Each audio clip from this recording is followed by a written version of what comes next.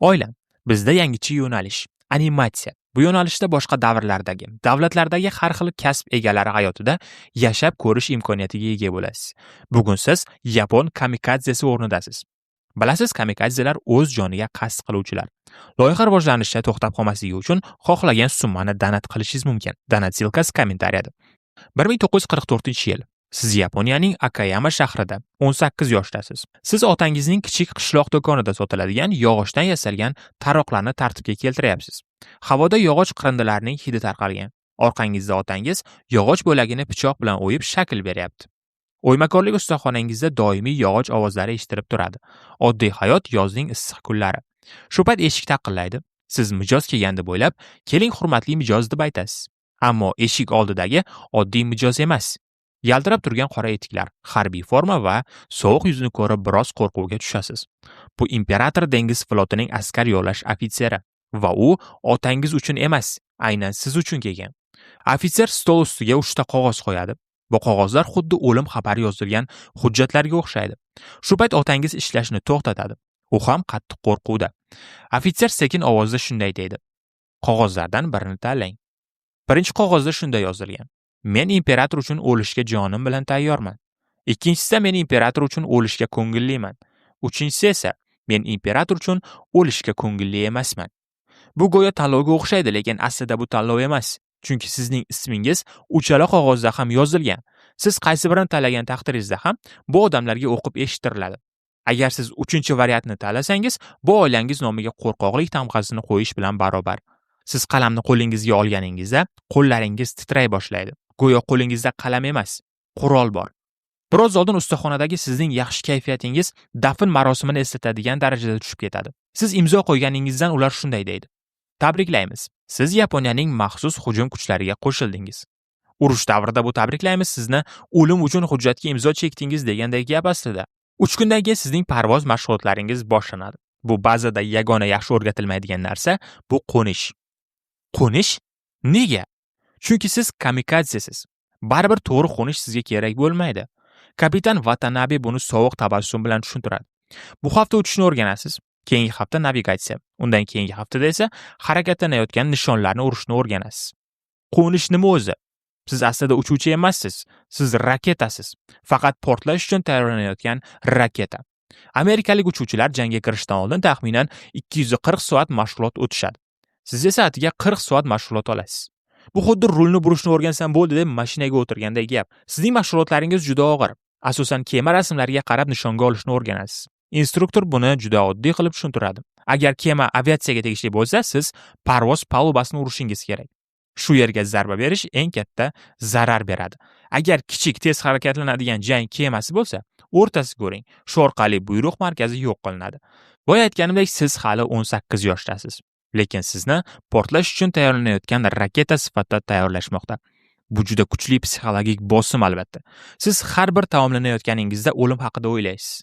Sababi vatan uchun o'lish qanchalik sharaf ekanini qayta-qayta aytiladi. Sizga esa tirik qolish imkoni umuman berilmaydi. Kamikadzelar boradi-yu, qaytmaydi. Qisqasi, hayotingiz har kuni o'lim va jangga tayyorgarlik bilan to'ldirilgan. Qo'mondon Takagi shunday deydi: "Siz imperator uchun o'lishdan oldin xuddi shu gullardek chiroyli porlaysiz." Bora-bora siz ham bunga ishonishni boshlaysiz. Aslida siz o'lim ichida ekaningizni tan olishingiz kerak va bu juda qo'rqinchli. Yaponiyada imperator Hirohito Shinto diniga ko'ra tirik xudo hisoblanadi.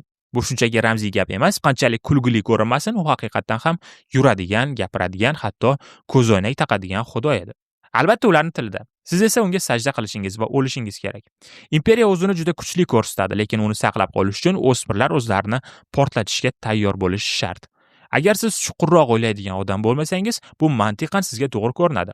Sababi Yaponiyada ota-onalar farzandlarini shunday tayyorlashgan. Diniy ta'sir juda kuchli. Ularga aytilishicha, agar siz jangda o'lsangiz, siz ilohiy ruhga aylanasiz. Sizning ruhingiz Yaponiyani abadiy himoya qiladi. Shuning uchun do'stlaringiz bilan oxirgi marta gaplashganda siz xayr demaysiz. Buning o'rniga siz shunday deysiz: "Yasakunida ko'rishguncha." Yasakuni bu ular o'lgandan keyin boradigan joy ekan. Yasakunida ko'rishguncha. Bu oddiy xayrlashuv emas, bu kuchli madaniy va diniy bosim. Din taraflama olmasak ham Yaponiyaning sharmandalikka asoslangan jamiyatida yo'q deyish faqat siz emas, balki butun oilangiz sharmanda bo'ladi degani edi. Ota-onangiz, aka-ukalaringiz, hatto bobo-buvlaringiz ham sizni qo'rqoqlikda ayblashardi. Bu aslida vatanparvarlik shiorlari bilan o'ralgan hissiy bosim edi. 6 oylik mashg'ulotlar juda qattiq tartibda o'tkaziladi. Qanday deysizmi? Sizdan yuqori unvonda bo'lgan har qanday odam sizni istagan sabab bilan urishi mumkin. Formangizda bitta dog' bo'lsa kaltak, sekinroq harakat qilsangiz kaltak, imperatorning suratiga noto'g'ri qarab qo'ysangiz ham kaltak. Sizning kuningiz tongdan boshlanadi. Yengil atletika, qurollar bilan ishlash, omon qolish mashqlari. Agar xato qilsangiz, tuzatuvchi jazo deb ataladigan qiynoqqa o'xshash jazolar beriladi. Masalan, Kagashimadan kelgan oddiy yigit, Irakawa Daikichi. U uchuvchi bo'lishni o'rganayotgan edi. Yigitning bitta xatosi uchun bir kuni instruktor uni miltiq bilan yuziga urdi. Yotoqxona boshlig'i esa boshini beton polga urdi. U kasalxonaga olib ketildi va u hech qachon qaytib kelmadi. Bu shafqatsizliklarni ko'rar ekansiz, asta-sekin sizda shunday fikrlar paydo bo'la boshlaydi. Balki kamikadze bo'lish ham yomon emasdir. Bir kun kelib biror kemaga urilaman va bu azoblardan qutulaman. Shunday qilib bu zo'ravonliklarni ko'rib, o'lim ham unchalik qo'rqinchli bo'lmay qoladi. Bu kaltaklashlar shunchaki zavq uchun qilinmagan. Bu sizning irodangizni sindirish uchun qilingan psixologik urush. Siz buyruqqa so'zsiz bo'ysunadigan qurolga aylangunizcha bu narsa davom etishi kerak. Bu shunday tizim edi. Bir kuni kechki mashg'ulotlardan keyin siz kazarmada o'tirib etklaringizni artayotgan paytingizda Yamamoto sekin kelib qo'lingizga buklangan bir xat beradi. Bu mening amakivachchamning xati deydi u pichirlab. Yashirib qo'ying. Siz qog'ozni ochasiz, bu qo'l bilan yozilgan kichkina xat. Unda shunday yozilgan: Men o'lishim kerakligiga o'zimni ishontirishga qiynaldim. Men nega o'lishim kerak? Bundan biror ma'no ko'rmadim. Hatto Yaponiya g'alaba qozonsa ham men o'lsam, oilam qashshoqlikda yashaydi, chunki men ularning yagona farzandiman. Ular mensiz qattiq qiynalishadi. Bu so'zlar sizni larzaga soladi. Siz Yamamotodan so'raysiz: Bu kim? U javob beradi: Kyushudan kelgan talaba uchuvchi. Uni universitetdan olib kelishdi. Endi imperator barcha yoshlarni olib kelishni buyurgandi. Bunga 3000 nafar o'smir jalb qilingan. Qolganlar esa universitet talabalari edi. Eng qizig'i, akademiya zobitlarining deyarli hech biri ko'ngilli bo'lib bormagan. Qo'lingizdagi bu xat odatdagi qog'ozdan ko'ra og'irroq tuyuladi. Sizga kamikadze bo'lish eng oliy sharaf deb o'rgatishgan edi, ammo bu xat sizni hayollaringizni umuman chalkashtirib tashladi. 1945-yil bahori keldi. Siz endi 19 yoshdasiz va kamikadze uchuvchilar soni ko'payib bormoqda. Siz Okhar raketa samolyotining ichiga joylashasiz. U og'ir yuk tashuvchi bombardimonchi samolyot. Aslida bu uchuvchi uchun uchar tobut edi. Eng yuqori tezlik qancha? Juda tez. Shu darajada tezki, omon qolish deyarli imkonsiz. Omon qolish ehtimoli? Bu haqda hech kim gapirmaydi. Uchishdan oldin marosim bo'ladi. Siz egilasiz, peshonangizga oq bog'ish bog'lanadi. Sizga kosada sake beriladi. Uning ta'mi juda achchiq. Ofitserlar sizni ajdodlaringiz bilan ko'rishadigan paytingiz keldi deb chiroyli nutq so'zlaydi.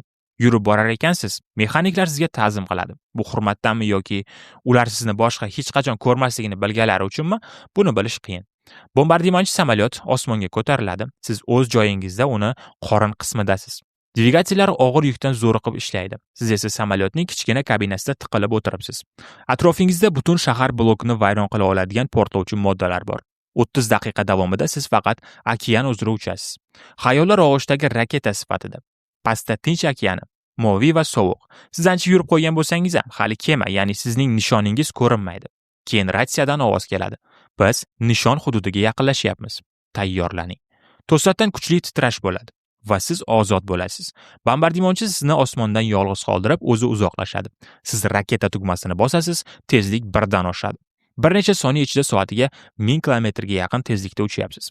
Oldingizdagi dushman kemasi kattalashib boradi. Atrofda boshqa Okhar samolyotlari ham uchyapti va birma-bir portlayapti. Bir lahzaga sizning ichingizda instinkt uyg'onadi.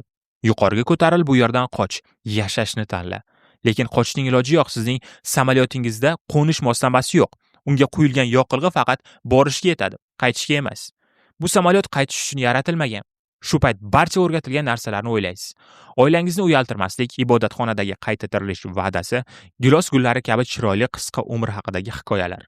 Bu shiorlarning hammasi sizni qaytmaslikka majbur qiladi. Ammo baribir bitta fikr keladi.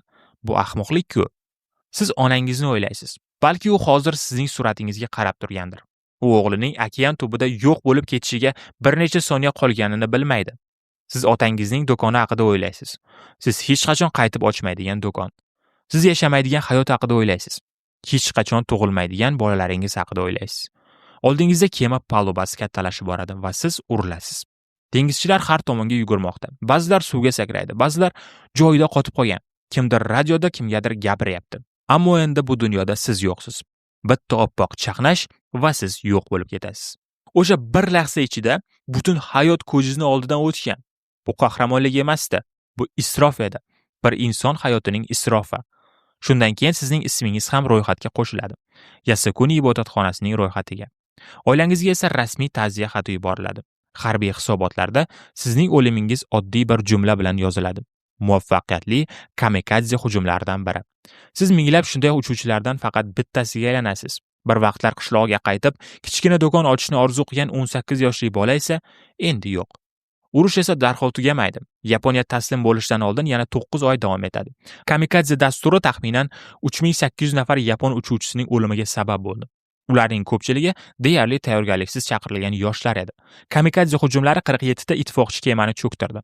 Ya'ni yuzlab kemalarga zarar yetkazdi. Ammo strategik jihatdan bu baribir muvaffaqiyatsizlik edi. Birorta ham yirik Amerika aviatashuvchisi yoki katta jangovar kema yo'q qilinmadi. Ba'zi tarixchilar shuni aytishadiki, bunday jinicha hujumlar AQShni urushni tezroq tugatish uchun atom bombalaridan foydalanishga undagan bo'lishi mumkin. Kamikadze uchuvchilarning qoldirgan xatlarini o'qiganingizda, u yerda tarixchilar aytganidek nosog'lom odamlarning gapi yozilmagan. U yerda oila haqida, sevgi haqida, qo'rquv haqida yozilgan. Bu yigitlar o'lishni xohlamagan edi. Ular shunchaki bir narsaga ishontirilgan edi. Ularning o'limi ularning hayotidan muhimroq. Mana shu asl haqiqat. Va hech qachon noto'g'ri aqidasi buni chiroyli qilib ko'rsata olmaydi.